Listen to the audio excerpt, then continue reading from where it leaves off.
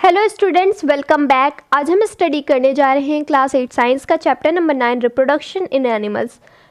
इस चैप्टर में हमें पढ़ना है रिप्रोडक्शन क्या होता है, फिर हम जानेंगे मोड्स ऑफ रिप्रोडक्शन के बारे में। उसके बाद हमें पढ़ना है फीमेल रिप्रोडक्टिव ऑर्गन्स और मेल रिप्रोडक्टिव ऑर्गन्स। फिर हमें पढ़ना है फर्टिलाइजेशन प्रोसेस के बारे में और चैप्टर के लास्ट में हम जानने वाले हैं एसेक्सुअल रिप्रोडक्शन के बारे में। ठीक है, जिन्होंने लास्ट के वीडियोस नहीं देख रखे हैं, डिस्क्रिप्शन में आपको प्लेलिस्ट की लिंक मिलेगी, वहाँ से जाके साइंस के अदर वीडियोस देख लें। ठीक है, चैप्टर स्टार्ट करते हैं। चैप्टर स्टार्ट करने से पहले हम समझेंगे चैप्टर के टाइटल का मतलब। जो आपके चैप्टर का नाम है रिप्रोडक्शन ऑफ एनिमल, उन्हें हम समझेंगे। एनिमल में एक चीज़ आपको ध्यान रखनी है, एनिमल्स में सिर्फ आप एनिमल को नहीं रख रहे हो, यहाँ पे ह्यूमन भी हैं, हम इंसान भी हैं। एनिमीलिया एक किंगडम होता है, एनिमीलिया एक किंगडम का नाम है जहाँ पर एनिमल्स प्लस ह्यूमन रहते हैं। तो ये एनिमल्स सिर्फ जानवरों वाले एनिमल नहीं, यहाँ पे इंसान भी। अभी आप समझेंगे रिप्रोडक्शन क्या होता है। रिप्रोडक्शन वो बायोलॉजिकल प्रोसेस है जिसके थ्रू पेरेंट्स अपने ऑफस्प्रिंग को प्रोड्यूस करते हैं। सिंपल लैंग्वेज में कहा जाए तो रिप्रोडक्शन वो प्रोसेस है जिसके थ्रू दुनिया के पेरेंट्स, जितने भी पेरेंट्स हो, एनिमल वाले पेरेंट्स, ह्यूमन वाले पेरेंट्स, प्लांट वाले पेरेंट्स, अपने बच्चों को पैदा करते हैं, प्रोड्यूस करते हैं। वही प्रोसेस होता है रिप्रोडक्शन। जैसे आपके मम्मी पापा, उन्होंने मिलकर आपको प्रोड्यूस किया, क्या हुआ यहाँ पे? रिप्रोडक्शन हुआ। एक प्लांट है, उसकी बीज है, बीज से नया पौधा निकल रहा है, नया पौधा निकला, पौधा क्या है? यहाँ पे बेबी है, बेबी प्लांट है, तो बेबी प्रोड्यूस करना हुआ यहाँ पे। ये प्रोसेस क्या कहलाएगा? रिप्रोडक्शन कहलाएगा। एक बिल्ली है, बिल्ली ने अपने किटन को बर्थ दिया, अपने बेबी को बर्थ दिया, ये क्या कहलाएगा? रिप्रोडक्शन कहलाएगा। तो दुनिया के हर वो सिचुएशन जहाँ पे एक पेरेंट्स अपने बेबी को बर्थ देता है, प्रोड्यूस करता है, वो कहलाता है रिप्रोडक्शन। और दुनिया में रिप्रोडक्शन प्रोसेस की बहुत ज़्यादा ज़रूरत है जनरेशन को आगे बढ़ाने के लिए। अगर रिप्रोडक्शन प्रोसेस नहीं होता तो क्या होता? एक बार इंसान सारे एक ही बार में ख़त्म हो जाते, फिर कोई बेबी नहीं पैदा होता और जो उनकी जनरेशन है वो आगे ही नहीं बढ़ पाती। इसी तरीके से कोई जानवर है, अगर वो बेबी नहीं प्रोड्यूस कर पाता तो उसकी जनरेशन वहीं ख़त्म हो जाती। तो रिप्रोडक्शन प्रोसेस की क्या ज़रूरत है? जनरेशन को आगे बढ़ाने के लिए, लाइफ को एग्जिस्टेंस में रखने के लिए, हमेशा के लिए रिप्रोडक्शन करना ज़रूरी होता है। आगे देखेंगे हम मोड्स ऑफ रिप्रोडक्शन क्या है। मोड्स ऑफ रिप्रोडक्शन आपको दो बताए गए हैं इस बुक में, और दो होते भी हैं।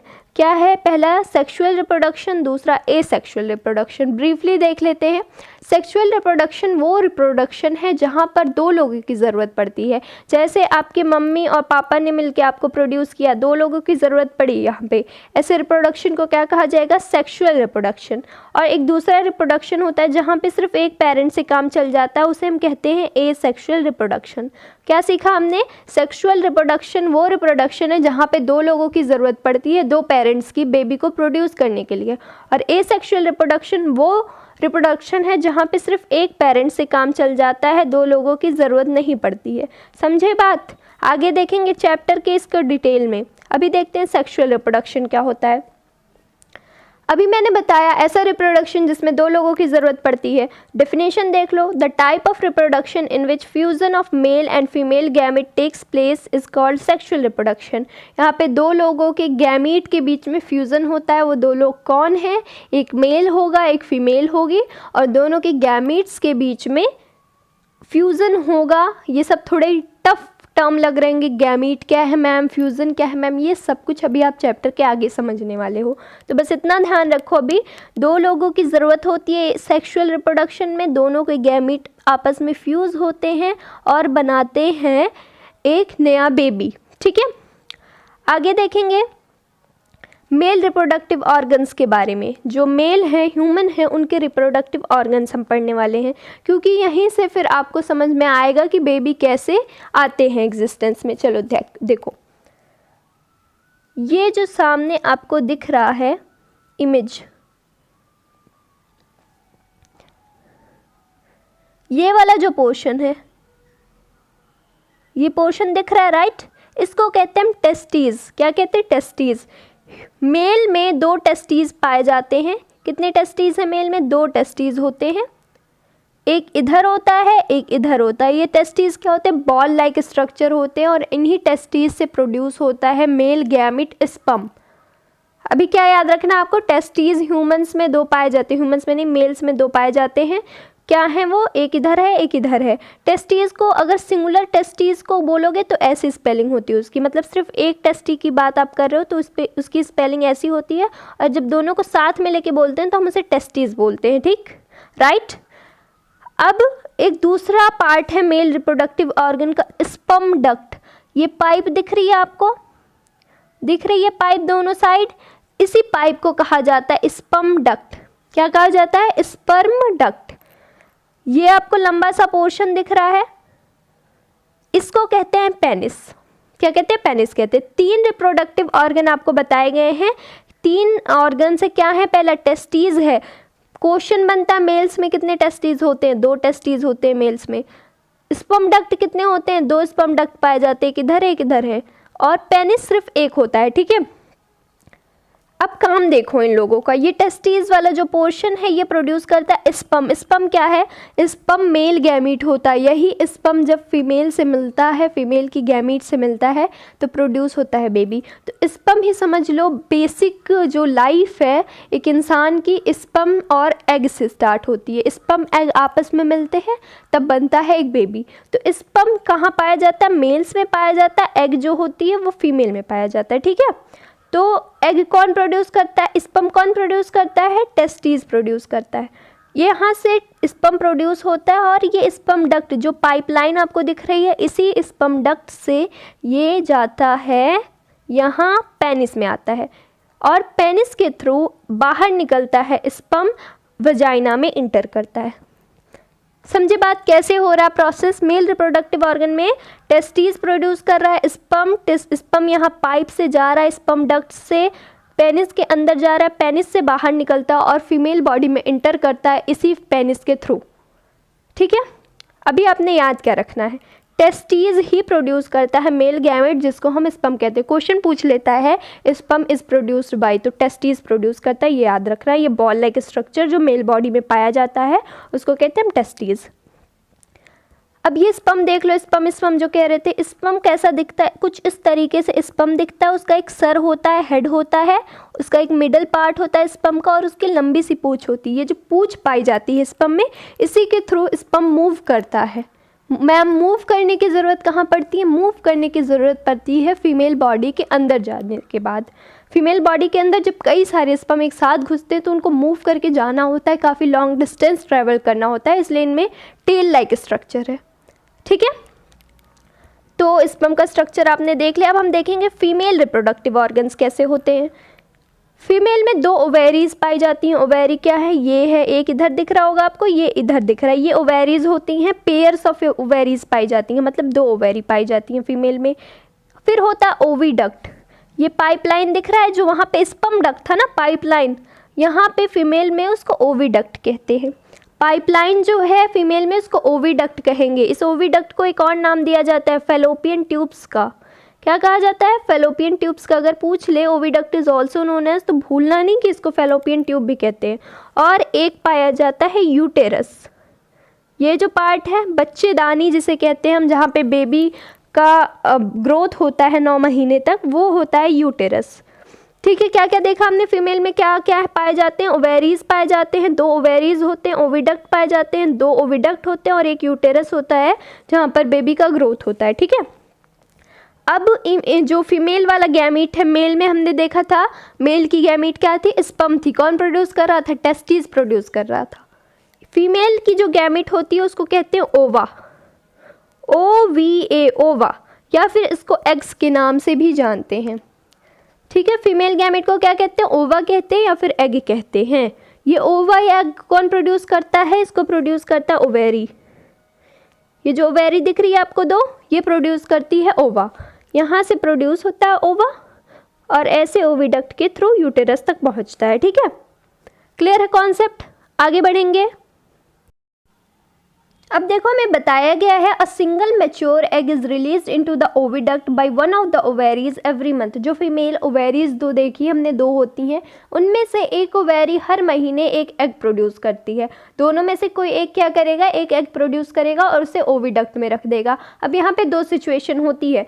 फीमेल लड़की जो है उसकी फीमेल लड़की नहीं, फीमेल बॉडी जो है उसके अंदर एक एग प्रोड्यूस होके रखा हुआ है। एक सिचुएशन ये होगी कि बाहर से स्पर्म आए उसके बॉडी में, अगर उस लड़की का किसी के साथ इंटरकोर्स होता है उसकी बॉडी में स्पर्म आता है, तो एक सिचुएशन ये है कि स्पर्म और जो एग हैं आपस में मिलेंगे, जाइगोट बनेगा, मतलब बेबी बनेगा, और वो जाके यूटेरस की वॉल में चिपक जाएगा 9 महीने के लिए, वहाँ पे बेबी का डेवलपमेंट होगा। एक सिचुएशन ये हो गई। पहली सिचुएशन क्या बोली मैंने, जो एग प्रोड्यूस हुआ है फीमेल बॉडी के अंदर उसके साथ कोई स्पर्म मिलेगा, अगर बाहर से स्पर्म आता है तो एवं ही नहीं मिल जाएगा, स्पर्म आता है तो मिलेगा, और वो लोग क्या करेंगे, स्पर्म और एग आपस में मिल के जाके यूटेरस की वॉल पे चिपक जाते हैं, जहाँ पर आने वाले 9 महीने में बेबी का डेवलपमेंट होने वाला है।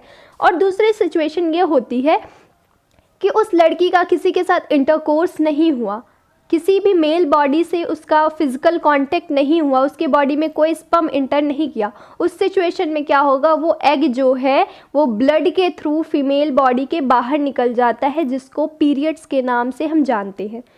लड़कियों में आता है पीरियड्स, मेंस्ट्रुएशन साइकिल जो होती है, मेंस्ट्रुएशन साइकिल, वो इसी वजह से होता है क्योंकि हर महीने जो है एग प्रोड्यूस हो रहा है फीमेल बॉडी में। अब एग प्रोड्यूस होता है तो यूटेरस जो है, यूटेरस जो होती है बच्चेदानी, वहाँ पर पूरा अच्छे से सब कुछ माहौल डेवलप हो जाता है कि बेबी आने वाला है, बेबी आने वाला है। और जब उस लड़की का किसी से कांटेक्ट नहीं आता है, कोई भी स्पर्म अंदर नहीं घुसता है, तो वो जो माहौल पूरा बना हुआ था एकदम अच्छे से, यूटेरस में गद्दीदार मसल्स के वॉल लग गए थे, मोटे मोटे वॉल्स लगे, वो ब्लड के थ्रू ब्लड बन के फीमेल बॉडी के बाहर निकलते हैं और वो एग जो होता है वो भी बाहर निकल जाता है। समझ में आई बात? क्या देखा हमने, हर महीने फीमेल बॉडी में ओवेरीज से प्रोड्यूस होता है एग, ये कंफर्म है। जितनी भी मैच्योर लड़कियां उनके बॉडी में एक हर महीने एक एग प्रोड्यूस होता है। और एग प्रोड्यूस होने के बाद दो सिचुएशन होती है, या फिर वो एग स्पर्म से मिल के बेबी बना ले, या फिर वो एग पीरियड्स के थ्रू बाहर निकल जाए, लड़की के ब्लड्स के थ्रू बाहर निकल जाता है। ठीक है, समझ में आई बात? अभी देखो क्या है, यूटेरस वो पार्ट होता है जहाँ पर डेवलपमेंट ऑफ बेबी होता है। हमें पता है भाई यूटेरस में ही बेबी का डेवलपमेंट होता है। 9 महीने जो बेबी रहता है पेट में, वो किस जगह रहता है, यूटेरस में रहता है। पेट कहा जाता है, वो स्टमक नहीं होता है, वो यूटेरस होता है। ठीक है, चलिए आगे देखते हैं फर्टिलाइजेशन के बारे में। जो हमने पहली सिचुएशन देखी थी कि स्पर्म और ओवा आपस में मिलते हैं, बेबी बनाते हैं, वही है हमारा फर्टिलाइजेशन। ये सबसे पहला स्टेप होता है in process of reproduction. Question पूछे अगर first step in process of reproduction, तो वो क्या होता है, फर्टिलाइजेशन होता है। What is fertilisation? Fusion of egg and sperm is called fertilisation. जो मेल गैमेट है स्पर्म और फीमेल गैमेट है ओवा, उन दोनों का आपस में जब फ्यूज़न होता है, आपस में दोनों मिलते हैं, उसी को हम कहते हैं फर्टिलाइजेशन। ठीक है, during fertilisation the nucleus of sperm and egg use to form a single nucleus. जब दोनों का फ्यूज़न होता है, स्पर्म और ओवन का जब फ्यूज़न होता है, तो दोनों एक अलग अलग सेल थे। स्पर्म एक दूसरा सेल था, यूनिसेलर है, दोनों यूनिसेलर हैं। एग भी एक सिंगल सेल है। दोनों आपस में जब मिल रहे हैं, दोनों में अलग अलग न्यूक्लियस होगा, राइट। लेकिन जब मिलते हैं आपस में, तो दोनों के न्यूक्लियस आपस में मिलना शुरू हो जाते हैं और थोड़े टाइम बाद दो अलग अलग न्यूक्लियस एक सिंगल न्यूक्लियस बन जाते हैं। क्या देखा आपने, जो स्पर्म है और जो एग है जब आपस में फ्यूज़ होते हैं, तो दोनों के न्यूक्लियस अलग अलग थे पहले, अब फ्यूज़न होने के बाद वो धीरे धीरे फ्यूज़ होकर एक सिंगल न्यूक्लियस बना लेते हैं। समझे बात? और जब ये फ्यूज़न होता है, सिंगल न्यूक्लियस बन जाता है, तो इसी को हम कहने लगते हैं जाइगोट को। This result in formation of fertilised egg और जाइगोट। जब दोनों आपस में मिल गए, एग और ओवम दोनों के न्यूक्लियस सेम हो गए, तो हम उसे कहेंगे फर्टिलाइज्ड एग। अब वो एक फर्टिलाइज्ड एग है, उसको दूसरा नाम दिया जाता है जाइगोट का। जाइगोट और फर्टिलाइज्ड एग दोनों सेम टर्म है। ठीक है, समझे बात? फिर से रिपीट करें, जब फीमेल की जो गैमीट है ओवम और जब मेल की गैमीट है स्पर्म, दोनों आपस में फ्यूज़ करते हैं, मिलते हैं, उस प्रोसेस को हम कहते हैं फर्टिलाइजेशन। और फर्टिलाइजेशन के दौरान दोनों अलग अलग सेल थे, दोनों सिंगल सेल थे, दोनों के न्यूक्लियस आपस में मिलते हैं, एक बनने की कोशिश करते हैं, और जब एक बन जाते हैं तो उस एग को कहा जाता है फर्टिलाइज्ड एग या फिर जाइगोट। समझे बात? आगे बढ़ेंगे हम। नेक्स्ट हमें पढ़ना है टाइप्स ऑफ फर्टिलाइजेशन के बारे में। एक है इंटरनल फर्टिलाइजेशन, एक है एक्सटर्नल फर्टिलाइजेशन। पहले समझेंगे इंटरनल फर्टिलाइजेशन क्या होता है। इंटर फर्टिलाइजेशन वो ऐसा फर्टिलाइजेशन है जिसमें फर्टिलाइजेशन वाला प्रोसेस किसी फीमेल बॉडी के अंदर होता है। नहीं समझे बात? सिंपल लैंग्वेज में अगर बताया जाए तो जो फर्टिलाइजेशन हमने देखा प्रोसेस क्या है, fusion of male gamete and female gamete. वो प्रोसेस किसी बॉडी के अंदर हो, किसी फीमेल बॉडी के अंदर हो। ह्यूमन से समझो, हम इंसानों में क्या होता है, जो फीमेल बॉडी होती है उसके अंदर वजाइना के थ्रू स्पर्म जाता है। स्पर्म कहाँ मिलता है? ओविडक्ट में मिलता है। ओविडक्ट कहाँ है? Inside female body. जो फर्टिलाइजेशन वाला प्रोसेस हो रहा है कहाँ हो रहा है? एक औरत के अंदर हो रहा है, एक अंदर औरत की अंदर की बॉडी में हो रहा है। उसी तरीके से काउज, डॉग्स, हेंस, ये ऐसे ऑर्गेनिज्म जिनमें फर्टिलाइजेशन अंदर हो उसे हम कहते हैं इंटरनल फर्टिलाइजेशन। अब थोड़ा हेन वाला केस डिफरेंट है। हेन वाले केस में क्या होता है, आप बोलोगे कि मैम मुर्गियाँ तो अंडा देती हैं, अंडा उनके बच्चे जो होते हैं वो तो बाहर ही पैदा होते हैं, उनकी बॉडी से थोड़े निकलते हैं। तो यहाँ पे क्यों कह रहे हो आप इंटरनल फर्टिलाइजेशन है? ऐसा इसलिए क्योंकि आई एग्री विद दैट कि उनके बच्चे जो होते हैं मुर्गियों के वो बाद में पैदा होते हैं, एग के थ्रू पैदा होते हैं। लेकिन जो फर्टिलाइजेशन वाला प्रोसेस होता है वो तो होता है हेन के अंदर ही ना। कॉक और हेन का कांटेक्ट हुआ, एक मुर्गा एक मुर्गियाँ दोनों का आपस में कांटेक्ट हुआ, मेल गैमिट जाती है फीमेल बॉडी के अंदर, हेन के अंदर जाता है, वहाँ पे मेल फीमेल गैमिट आपस में मिलते हैं। थोड़े टाइम बाद वो अंडा बन के बाहर निकलता है। फर्टिलाइजेशन एक्चुअली में कहाँ हुआ? हेन के अंदर हुआ। अंडा भले उसने बाहर दिया, बच्चे बाहर पैदा हुए, लेकिन उसकी बॉडी के अंदर फर्टिलाइजेशन हुआ, इसलिए हम कहते हैं हेन में इंटरनल फर्टिलाइजेशन हुआ। ह्यूमन, काउज, डॉग्स, ये सारे ऐसे ऑर्गेनिज्म हैं जिनमें इंटरनल फर्टिलाइजेशन होता है। बेबी जो होता है वो फीमेल बॉडी के अंदर ग्रोथ लेता है। सिंपल सा समझ लो इंटरनल फर्टिलाइजेशन क्या है। ऐसी फर्टिलाइजेशन जिसमें माँ के बॉडी के अंदर फ्यूज़न हुआ हो, बस इतना ही है। अब देखो एक्सटर्नल फर्टिलाइजेशन क्या होता है। एक्सटर्नल फर्टिलाइजेशन ऐसा फर्टिलाइजेशन है जहाँ पे मेल और फीमेल गैमिट का फ्यूज़न फीमेल बॉडी के बाहर होता है। मैम ये क्या कह रही हैं, बिना माँ के बच्चा कैसे पैदा हो रहा है? हो रहा है। किस में होता है ये? एक्वेटिक एनिमल्स जो हैं, पानी में रहने वाले एनिमल, जैसे फ़िश है, स्टार फिश है, और यहाँ पे फ्रॉग लिखना था, एग हो गया, फ्रॉग्स हो गए, ये सारे ऐसे ऑर्गेनिजम्स हैं जहाँ पे एक्सटर्नल फर्टिलाइजेशन होता है। मैम ये क्या कह रही हैं, ऐसा कैसे होता है? होता है, रुको लेट मी एक्सप्लेन यू।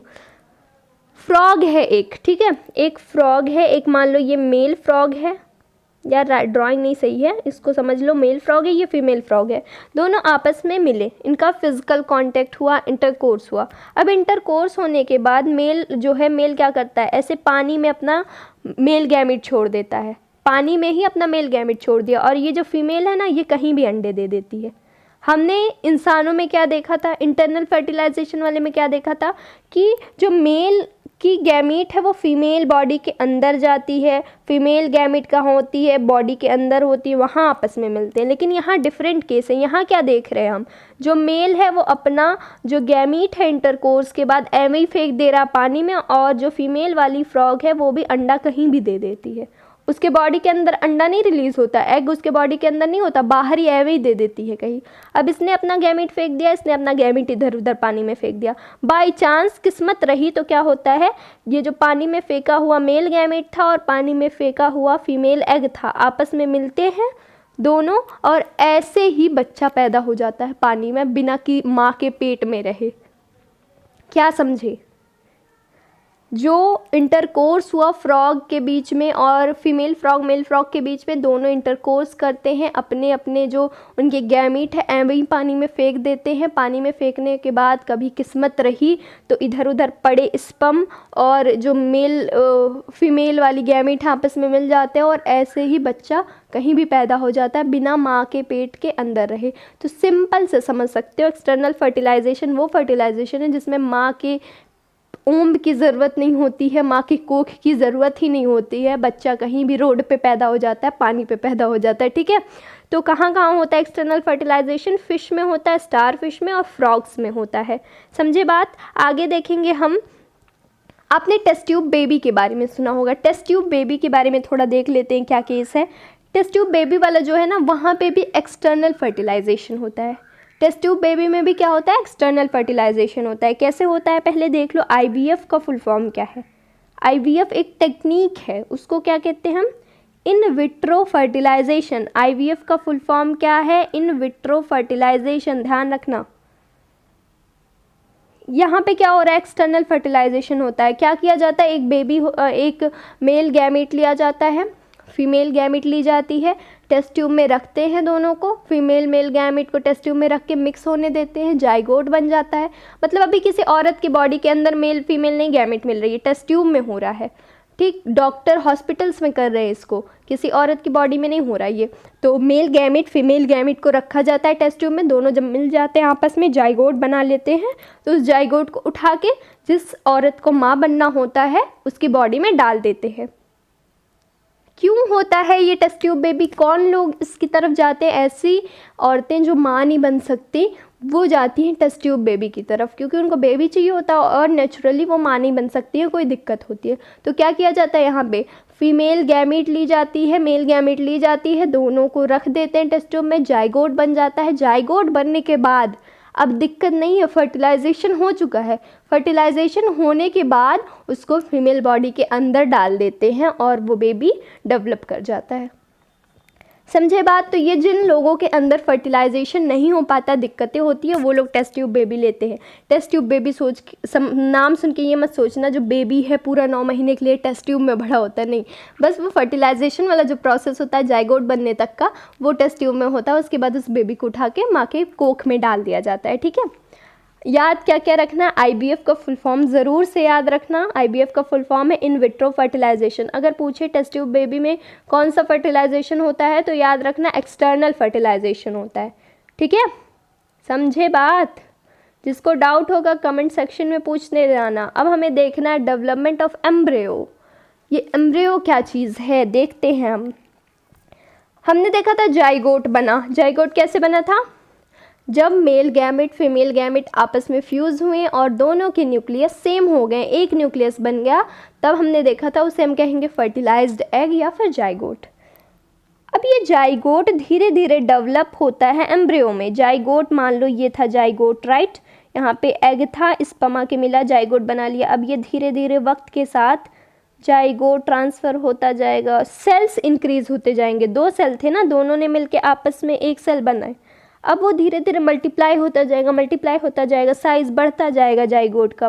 बढ़ते बढ़ते साइज़ ये कहाँ जाता है, जाके चिपक जाता है यूटेरस में, जहाँ हमने देखा कि बेबी का बर्थ होता है, मतलब बेबी डेवलप होता है यूटेरस में। तो ये थोड़ा थोड़ा बढ़ता बढ़ता सेल जाके यूटेरस में चिपक जाता है और उसे हम कहते हैं एम्ब्रियो। क्या कहते हैं? एम्ब्रियो। जब जाइगोट बेसिकली बड़ा होता है, अब वो बेबी का फॉर्म लेने लगा है। एक सेल से सोचो, इतना छोटा सेल था जिसे आप देख भी नहीं सकते हो, अब वो धीरे धीरे बड़ा हो रहा, मल्टीप्लाई हो रहा है और जाके जब यूटेरस में चिपक जाता है तब हम उसे कहते हैं एम्ब्रियो। सिंपल सी भाषा में क्या है, जब जाइगोट जाके यूटेरस में चिपक जाता है उसी को हम कहते हैं एम्ब्रियो। ठीक है, अब एम्ब्रियो जब धीरे धीरे डेवलप हो रहा है, पहले सेल थे 2 अलग अलग, अब दोनों सेल आपस में मिले, जाइगोट बने। जाइगोट अब धीरे धीरे मल्टीप्लाई कर रहा है सेल और बना रहा है एम्ब्रियो। अब देखो क्या बनेगा एम्ब्रियो के बाद बनता है फीटस। फीटस क्या होता है? The stage of embryo in which all body parts can be identified. वो स्टेज होता है फीटस जब एम्ब्रियो में आप बेबी का हाथ पैर पहचान सकते हो कि हाँ बेबी में हाथ पैर निकलने लगे, ओ माय गॉड उसकी आंखें निकलने लगी, उसके कान आ गए हैं। ये जो बॉडी पार्ट्स हमारे हैं जब दिखने लगे बेबी के स्ट्रक्चर में, उसे क्या कहा जाता है? फीटस कहा जाता है। देखो तुरंत आप बच्चा नहीं बन जाता है, 9 महीने का वक्त लगता है, तुरंत उसके शुरू में हाथ पैर नहीं जाम जाते। तो जब हाथ पैर नहीं होते, उनके बॉडी पार्ट्स नहीं बने हुए होते, उसे हम कहते हैं एम्ब्रियो। फिर जब उनके हाथ पैर हमें नज़र आने लगते हैं, ऐसे ही तो नज़र नहीं आएंगे, जो उनके अल्ट्रासाउंड वगैरह होते हैं वहाँ पे हाथ पैर नज़र आ रहे हैं, पैर नज़र आ रहे हैं, लग रहा है कि हाँ ये इंसान का बच्चा है, तो उस स्ट्रक्चर को क्या कहा जाता है? फीटस कहा जाता है। समझे बात? ये है फीटस, ये बेबी जो आपको दिख रहा है ये है फीटस का। अब हमें देखना है विविपेरस एनिमल्स, ओविपेरस एनिमल्स। तुमको वो तो समझ आ गया ना बेबी कैसे बन रहा है। फिर से जो एक समरी होती है, लेट मी टेल यू, कि पहले 2 अलग अलग बॉडीज़ थी, मेल बॉडी फीमेल बॉडी, आपस में दोनों का कांटेक्ट हुआ, दोनों के गैमीट्स मिले, उसके बाद फिर जाइगोट बनता है फर्टिलाइजेशन के बाद। अब वो जाइगोट जाके ओविडक्ट में ओविडक्ट नहीं, यूटेरस में चिपक जाता है। यूटेरस में एम्ब्रियो बनता है धीरे धीरे, और वो एम्ब्रियो डेवलप कर करके फीटस बना लेता है। फीटस बनने के 9 महीने तक, जब 9 महीना रह जाता है वो फीटस बॉडी में, उसके बाद क्या होता है, बाहर निकल जाता है थ्रू फीमेल बॉडी। ठीक है, अब हम देखेंगे विविपेरस एनिमल्स क्या है, ओविपेरस एनिमल्स क्या है। ओके, विविपेरस वो एनिमल्स होते हैं जो अपने बच्चों को बर्थ देते हैं, जैसे कि काऊ, कैट, डॉग। यहाँ पे क्या देखते हो आप, जो काऊ है वो डायरेक्ट अपने बेबी को बर्थ देती है, कोई अंडा नहीं देती, डायरेक्ट बेबी को बर्थ देती है। हम इंसानों में क्या होता है, डायरेक्ट जो हमारी मदर्स हैं वो क्या करती हैं, डायरेक्ट हमें बर्थ देती है, कोई अंडा नहीं पैदा करती हैं पहले। फिर डॉग्स जो होते हैं उनमें भी डायरेक्ट बेबी को बर्थ दिया जाता है। ऐसे एनिमल्स जो डायरेक्ट अपने बेबी को बर्थ देते हैं, which give birth to young ones, are called viviparous animals. और ओविपेरस एनिमल्स वो होते हैं जो पहले अंडा देते हैं, अंडा देने के बाद उस पर वार्मथ देते हैं, 2-3 हफ्ते बैठते हैं, उसकी सिकाई करते हैं, उसके बाद बेबी पैदा होता है। उन एनिमल्स को कहा जाता है ओविपेरस एनिमल्स। सिंपली आप समझ सकते हो, जो डायरेक्ट बर्थ दिया जाता है बेबीज़ को वो विविपेरस एनिमल्स होते हैं, और जो अंडा देते हैं उसके बाद फिर फर्दर उनका बेबी डेवलप होता है वो कहलाता है ओविपेरस एनिमल। एग्जाम्पल याद रखना, हैन क्या है, एक ओविपेरस एनिमल है। ये काऊ, कैट, डॉग जो सारे हैं ये विविपेरस एनिमल्स हैं।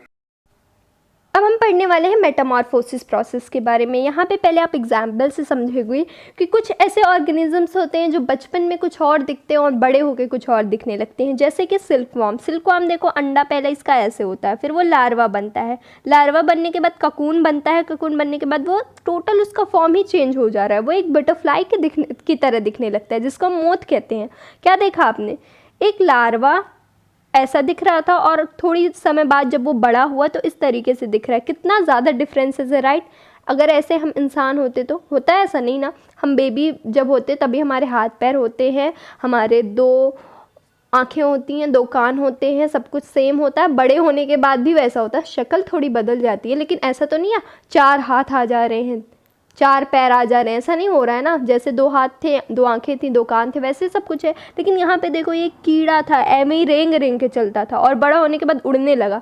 सोचो अगर हम इंसानों के साथ ऐसा होता, बचपन में हम चल रहे होते पैदल और बड़े होके उड़ने लगते, ऐसा कुछ नहीं होता। डिफरेंसेस देखना, बचपन में ये कैसा था, बड़ा होके कितना डिफरेंस आ गया। उसी तरीके से फ्रॉग भी होता है। फ्रॉग की लाइफ साइकिल देखो, वो बचपन में मछली की तरह दिखता है, एकदम टैडपोल जिसको हम कहेंगे, बचपन इसका टैडपोल होता है। वो मछली की तरह देखता है, तैर रहा होता है पानी में, और थोड़ा बड़ा जब होता है तो इस तरीके से बन जाता है। कूदने वाले फीचर्स आ जाते हैं इसमें। अब ये जंप कर रहा है, पहले स्विम कर रहा था, अब जंप कर रहा है। डिफरेंसेस आए ना डिफरेंसेस। देखो ज़्यादा डिफरेंसेस की बात हो रही है, ये नहीं सोचना कि जैसे हम इंसानों की शक्ल बदल जाती है, बचपन में क्यूट लगते हैं, बड़े होके गंदे लगते हैं। कुछ लोग क्यूट लगते हैं बड़े होके भी।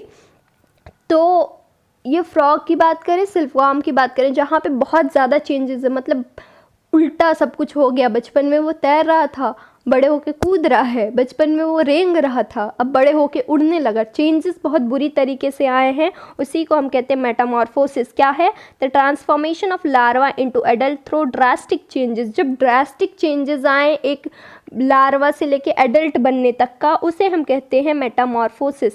बेटा ध्यान से सुनना, what is metamorphosis, the transformation of larva into adult through drastic changes is known as metamorphosis. समझ हमने पहले लिया है।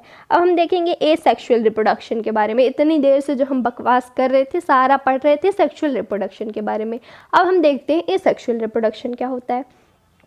ऐसा रिप्रोडक्शन जिसमें सिर्फ एक पेरेंट्स की ज़रूरत होती है उसे हम कहेंगे एसेक्सुअल रिप्रोडक्शन। ये तो हमने पहले ही पढ़ा है मैम। हाँ बिल्कुल पढ़ा है। अब आगे देखते हैं। एसेक्सुअल रिप्रोडक्शन के एग्जाम्पल दिए गए हैं, 2 एग्जाम्पल। हाइड्रा में एसेक्सुअल रिप्रोडक्शन होता है, अमीबा में एसेक्सुअल रिप्रोडक्शन होता है। हाइड्रा का देखते हैं, ये जो आपको दिख रहा ऑर्गेनिज्म ये है हाइड्रा। ठीक है, हाइड्रा ऐसे होता है, जब इसको बच्चा प्रोड्यूस करना होता है, अपना बेबी प्रोड्यूस करना होता है, तो इसकी बॉडी में यहाँ पे कोई दूसरा नहीं है, बस एक ही है, कोई मेल फीमेल कॉन्सेप्ट नहीं है, बस एक हाइड्रा है। जब इसको अपना बेबी प्रोड्यूस करना तो उसकी बॉडी पे ऐसे प्रोजेक्शन निकल जाते हैं। निकला प्रोजेक्शन, अब थोड़े टाइम बाद ये प्रोजेक्शन बड़ा होने लगता है। इस प्रोजेक्शन को हम कहते हैं बड। ये जो दिख रहा है ना, ये होता है बड। बड याद रखना, भूलना नहीं, बड। ठीक है। अब ये धीरे धीरे बड़ा होगा और इस तरीके से नया हाइड्रा बन जाएगा। वो नया हाइड्रा बन जाता है और थोड़ी टाइम बाद इससे अलग हो जाता है और एक नए इंडिविजुअल की तरफ अपना लाइफ स्पेंड करने लगता है। क्या देखा हमने, पहले हाइड्रा की बॉडी पे छोटा सा प्रोजेक्शन निकला जिसको बड कहते हैं। बड धीरे धीरे बड़ा हुआ और टोटली थोड़ा बड़ा होने के बाद क्या होता है, वो नया हाइड्रा बन जाता है और अलग हो जाता है, अपने पेरेंट्स से अलग होके जाके एक लिविंग इंडिविजुअल की तरह सर्वाइव करने लगता है। तो हमने क्या याद क्या रखना है, ये जो प्रोजेक्शन है इसको बड कहते हैं हम। और बडिंग इस प्रोसेस को क्या कहा गया है, ये जो पूरा देखा हमने, बड बना, बड से बेबी बन गया, वो क्या कहलाएगा, बडिंग कहलाएगा। बडिंग क्या है, एक टाइप का एसेक्सुअल रिप्रोडक्शन है। देखो याद क्या रखना, हाइड्रा में कौन सा एसेक्सुअल रिप्रोडक्शन होता है, बडिंग होता है। किसके थ्रू हाइड्रा अपना बेबी प्रोड्यूस कर रहा है, बडिंग के थ्रू कर रहा है। बडिंग क्या है, एक एसेक्सुअल रिप्रोडक्शन का नाम है। समझे बात, आगे बढ़ेंगे हम। अब हमें पढ़ना है बाइनरी फिशन के बारे में। बाइनरी फिशन होता है अमीबा में। बाइनरी फिशन कैसे होगा, ये अमीबा एक होता है, एक अमीबा है।